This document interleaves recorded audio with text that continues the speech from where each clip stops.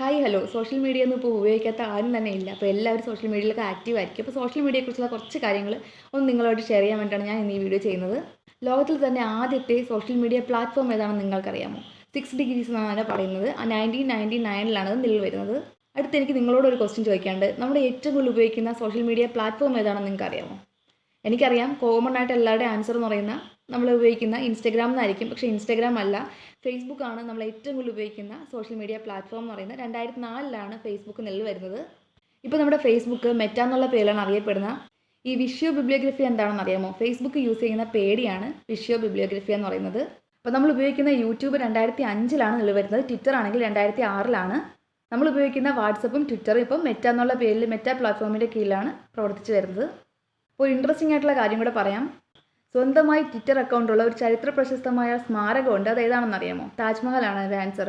അപ്പോൾ നമ്മുടെ ഈ വീഡിയോ ഇഷ്ടപ്പെട്ട ചാനലും സബ്സ്ക്രൈബ്